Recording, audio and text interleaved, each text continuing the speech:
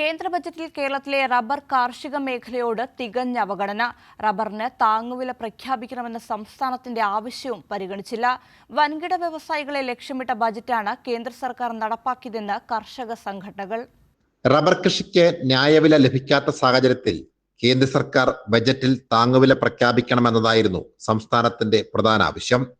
ഈ ആവശ്യം പരിഗണിച്ചില്ലെന്ന് മാത്രമല്ല, റബ്ബർ കാർഷിക മേഖലയ്ക്ക് കാര്യമായ ഒന്നും ബജറ്റിൽ നീക്കിവെച്ചില്ല. കേന്ദ്രത്തിൻ്റെത് കർഷക ദ്രോഹ ബജറ്റെന്ന് കർഷക സംഘം. റബ്ബർ കർഷകർക്ക് കടുത്ത നിരാശയാണ് കേന്ദ്ര ഗവൺമെൻറ് ബഡ്ജറ്റിൽ ബാക്കി വച്ചിരിക്കുന്നത്.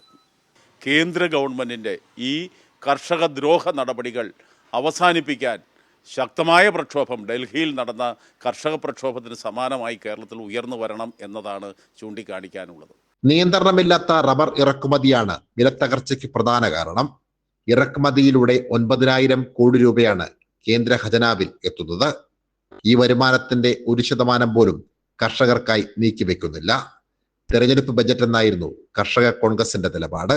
കേന്ദ്ര സർക്കാരിന്റെ ബഡ്ജറ്റ്, ഈ ബഡ്ജറ്റിനെ മുൻകാലങ്ങളിൽ ഇതിനെ യൂണിയൻ ബഡ്ജറ്റ് എന്നാണ് ഇതിനെ പറഞ്ഞിരുന്നെങ്കിലും ഇത് കേട്ട് കഴിഞ്ഞപ്പോൾ മനസ്സിലാക്കിയത് ഇത് യൂണിയൻ ബഡ്ജറ്റല്ല, ഇതൊരു ഇലക്ഷൻ ബഡ്ജറ്റാണ്. ബീഹാറിലെയും ഡൽഹിയിലെയും തെരഞ്ഞെടുപ്പിനെ മുന്നിൽ കണ്ടുകൊണ്ടുള്ള ഈ പറയുന്ന ജനങ്ങളുടെ കണ്ണിൽ പൊടിയിടാനുള്ള ഒരു ബഡ്ജറ്റായി മാത്രമേ ഇതിനെ കാണാൻ പറ്റൂ.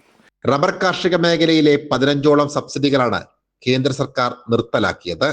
വടക്കുകിഴക്കൻ സംസ്ഥാനങ്ങളിൽ ടയർ കമ്പനികൾക്ക് റബ്ബർ കൃഷി വ്യാപനത്തിന് സബ്സിഡിയും നൽകുന്നു. ഹെക്ടറിന് 1.5 ലക്ഷം രൂപയാണ് കേന്ദ്രം സബ്സിഡിയായി നൽകുന്നത്. അപ്പോഴും സാധാരണക്കാരായ റബ്ബർ കർഷകരെ ബജറ്റിലും പൂർണ്ണമായും അവഗണിക്കുകയാണ്.